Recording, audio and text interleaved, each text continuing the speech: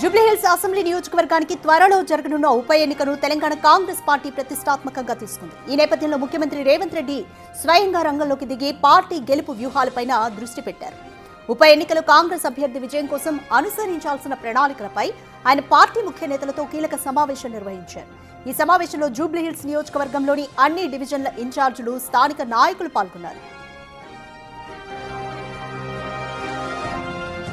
Party గెలుపు కోసం ప్రతి నాయకుడు, కార్యకర్త పూర్తి సమన్వయంతో పనిచేయాలని ఆదేశించారు. ప్రభుత్వం అమలు చేస్తున్న సంక్షేమ అభివృద్ధి కార్యక్రమాలు ప్రతి గడపకు చేర్చాలని, బూత్ స్థాయి నుంచి పటిష్టంగా పనిచేయాలని ఆయన దిశానిర్దేశం చేశారు. జూబ్లీహిల్స్ ఉప ఎన్నికలో గెలుపు కోసం ప్రతి ఒక్కరూ పనిచేయాలన్నారు సీఎం రేవంత్ రెడ్డి. ప్రభుత్వ సంక్షేమ కార్యక్రమాలు, అభివృద్ధి పనులను క్షేత్రస్థాయిలో ప్రచారం చేయాలన్నారు.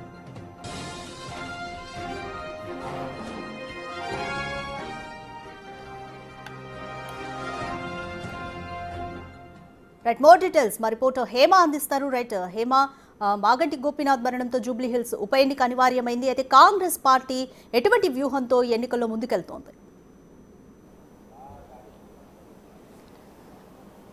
మొత్తానికి కాంగ్రెస్ పార్టీకి ముందున్నటువంటి సవాల్ జూబ్లీహిల్స్ ఎన్నికలనే చెప్పుకోవచ్చు. ఎలా అయినా సరే గ్రేటర్లో తమ సత్తా చాటాలి అంటూ కూడా ఇప్పటికే కాంగ్రెస్ భావిస్తుంది. దీనికి సంబంధించి అనేక వ్యూహాలు కూడా పందుతున్నటువంటి పరిస్థితి. ఇక ఇప్పటికే ప్రతి ఒక్కరికి తెలిసిన విషయమే, జూబ్లీహిల్స్ ఉప ఎన్నికల నేపథ్యంలో అటు మొత్తం ఒక కమిటీని కూడా జూబ్లీహిల్స్లో వేశారు. 3 మంత్రులు, 19 మంది కార్పొరేషన్ చైర్మన్లతో కమిటీ వేశారు.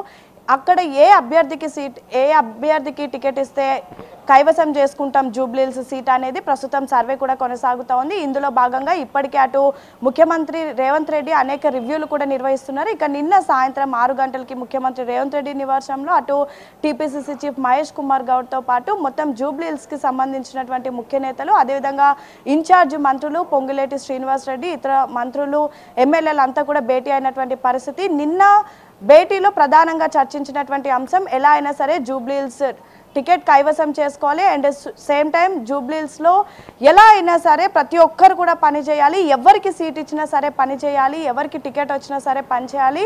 సో ఖచ్చితంగా జూబ్లీహిల్స్ ఎన్నికలు గెలవాలి అంటూ కూడా నిన్న దిశానిర్దేశం చేసినట్టుగా తెలుస్తూ ఉంది. ఇక అభ్యర్థి ఎవరైతే బాగుంటుంది, ఎవరికి ఇస్తే జూబ్లీహిల్స్ కైవసం అవుతుంది అనే చర్చ కూడా నిన్న కొనసాగినట్టుగా తెలుస్తోంది. అయితే ప్రధానంగా ఇప్పటికే జూబ్లీహిల్స్ ఉప ఎన్నికల మీద అనేక వార్తలు వినిపిస్తున్నాయి. ఎవరికి సీట్ ఇస్తారు, ఎవరికి టికెట్ ఇవ్వబోతున్నారు అనేది మాత్రం ప్రస్తుతం ఒక క్వశ్చన్ మార్క్గా మారింది. ప్రతి ఒక్కరు కూడా తామే అభ్యర్థి అంటూ కూడా ఇప్పటికే చెప్పుకుంటున్నటువంటి పరిస్థితి. ఇందులో భాగంగా గతంలో మనం కూడా చూసాము, అజరుద్దీన్ వచ్చి నేరుగా తనే జూబ్లీహిల్స్ అభ్యర్థి అంటూ కూడా ప్రకటించారు. అనంతరం గవర్నర్ కోట ఎమ్మెల్సీలో అజరుద్దీన్కి అక్కడ సీటు కల్పించారు. తర్వాత ఇప్పుడు ప్రస్తుతం అటు దానం నాగేందర్ కానివ్వండి, బొంతు రామ్మోహన్ కానివ్వండి, ఇతర నవీన్ యాదవ్ కానివ్వండి, అక్కడ ఎవరైతే ముఖ్య నేతలుగా ఉన్నారో వాళ్ళంతా కూడా తామే అభ్యర్థి అంటూ కూడా ప్రస్తుతం చెప్తున్నారు.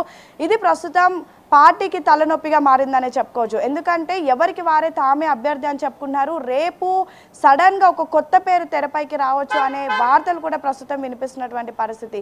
దానం నాగేందర్ ప్రస్తుతం ఖైరతాబాద్ ఎమ్మెల్యేగా ఉన్నారు. కానీ జూబ్లీహిల్స్ టికెట్ తనకి కావాలి అని, జూబ్లీహిల్స్ ఎన్నికల్లో తను నిల్చోబోతున్నారని అండ్ సేమ్ టైం ఒకవేళ జూబ్లీహిల్స్ టికెట్ తనకి ఇస్తే మాత్రం నెక్స్ట్ ఖైరతాబాద్ గెలిపించేటటువంటి బాధ్యతలు కూడా తానే తీసుకుంటానని కూడా ప్రస్తుతం ఇంటర్నల్గా దానం నాగేందర్ డిస్కస్ చేస్తున్నట్టుగా కూడా తెలుస్తోంది. ఇదే అంశం ముఖ్యమంత్రి రేవంత్ రెడ్డి దృష్టిలో కూడా పెట్టినట్టుగా తెలుస్తోంది. ఎలా అయినా సరే జూబ్లీహిల్స్ టికెట్ కోసం దానం అనేక ప్రయత్నాలు చేస్తున్నట్టుగా కూడా ప్రస్తుతం సమాచారం. సేమ్ టైం ప్రస్తుతం బీసీ సామాజిక వర్గం నుంచి పెద్ద ఎత్తున పేరు అక్కడ జూబ్లీహిల్స్కి వినిపిస్తున్నటువంటి పేరు నవీన్ యాదవ్, అదేవిధంగా అంజన్ కుమార్ యాదవ్.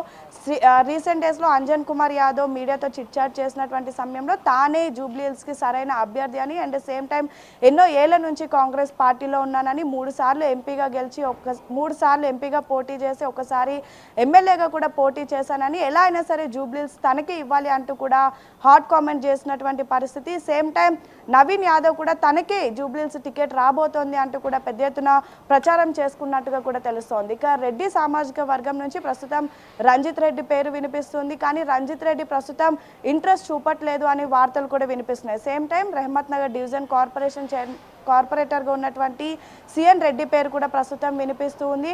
అసలు ఎవరికి టికెట్ ఇవ్వబోతున్నారు, నిజంగా వీళ్ళంతా హడావుడి చేస్తున్నట్టుగా వీళ్ళలో ఎవరైనా ఉంటారా, లేదంటే కొత్త పేరు తెరపైకి వస్తుందా అనేది మాత్రం వేచి చూడాలి. ఎందుకంటే కాంగ్రెస్ పార్టీలో లాస్ట్ మూమెంట్ వరకు కూడా తామే అభ్యర్థి అని ప్రకటించుకొని తామే అభ్యర్థి అని ప్రచారం చేసి పబ్లిక్లోకి వెళ్ళిన తర్వాత కూడా సడన్గా హైకమాండ్ ఒక పేరు అనౌన్స్ చేస్తుంది. సో ఎలా ఉండబోతోంది జూబ్లీహిల్స్ ఎన్నికల్లో అభ్యర్థి ఎంపిక అనేది ప్రస్తుతం ఒక క్వశ్చన్ మార్క్గా మారిందనే చెప్పుకోవచ్చు. ఇక ఇప్పటికే ముఖ్యమంత్రి రేవంత్ రెడ్డి అనేక రివ్యూలు చేస్తున్నారు. మంత్రులు కూడా తమదైన స్టైల్లో సర్వే నిర్వహిస్తున్నారు. జూబ్లీహిల్స్ నియోజకవర్గంలో అనేక అభివృద్ధి కార్యక్రమంలో పాల్గొంటున్నారు. వీలైనంత వరకు ఎలా అయినా సరే కాంగ్రెస్ అక్కడ జెండా ఎగరవేయాలని ఆలోచిస్తూ ఉంది. గతంలో చూసుకున్నట్టయితే అక్కడ ఎంఐఎంతో అక్కడ పొత్తు లేనటువంటి భాగంలో ఓడిపోయినటువంటి సందర్భాలు ఉన్నాయి.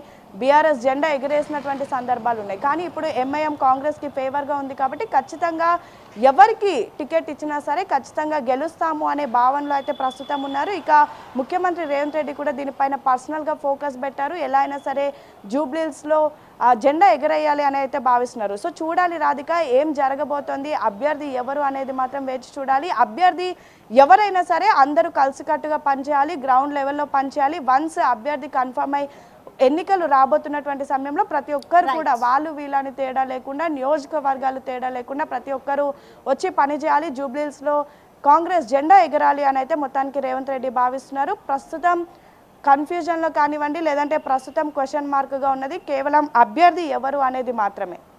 Right, thank you Hema.